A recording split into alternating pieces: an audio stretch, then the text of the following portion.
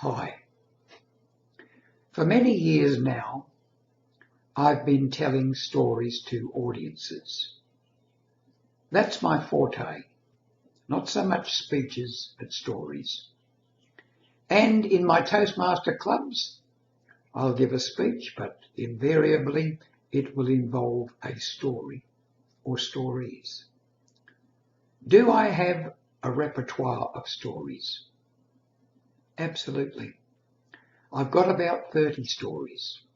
Some of those stories do not contain a lot of detail which needs to be remembered.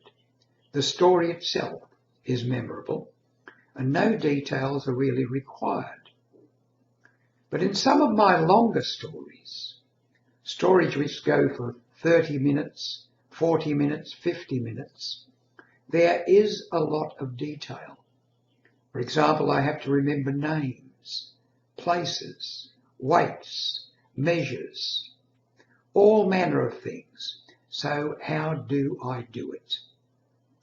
Now, I might give a certain presentation. For example, I might be talking about that famous of all ships, the Titanic. And there are a lot of details in that. Another speech I do is called the Hoodoo Ship, which concerns itself with HMAS Melbourne and Melbourne's bad luck during its long commission. So how do I remember the detail when I haven't perhaps given that speech for maybe a whole year, maybe 2 years since I gave it last time? There is a technique, and I'd like to show you here and now how it's done. In my hand, I have some cards. And on one side of the card, I'll have something which will stimulate me to remember the other side of the card. For example, on this card here, I've got first message. And I remember by looking at that first message, the first message is from Melbourne to Evans. Take aeroplane guard, my port quarter, Melbourne's course 260 degrees. Now, if I looked at the other side of the card first, I would know immediately that that was the first message. So that's a memory jogger. I've got these cards here on HMAS Melbourne, and I might shuffle the cards.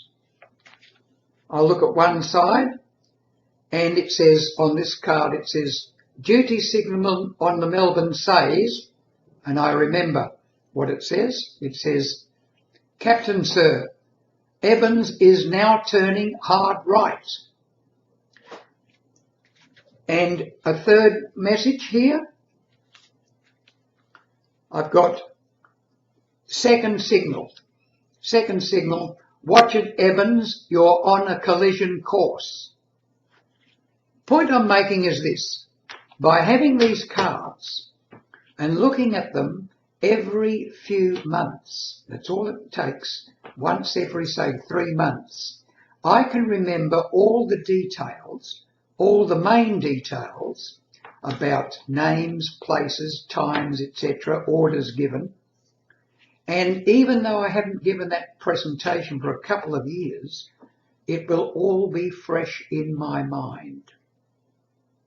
This is how the memory works. The memory works like this. If you want to learn something, say a list of words or a list of details, learn it the first day. Learn it over and over again on the first day. Put it aside for 24 hours. Second day, do it again. Miss the third day. On the fourth day, do it again. Miss the fifth, sixth, and seventh days and do it again. In other words, each time you do the rehearsal, spread the distance to the point where, after a while, you will be able to know the details and put it aside for 5 or 6 months. 5 or 6 months.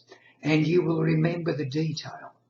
So this is a good way, if you have a repertoire of speeches or stories, which contain a lot of detail and you want to remember it, use that card trick. What I do is I write up on a board when I've looked at it last. I'll have a list of I've got about 30 stories, but of those 30 stories, only about 8 of them have a lot of detail, where names and places have to be remembered.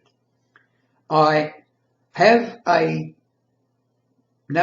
on the notice board so I can look when I did the last rehearsal, or not rehearsal, the last time I checked over the cards.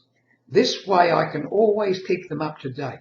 And although some of those stories I haven't told for 2-3 years, I can still trot them out as if I was delivering them for the first time.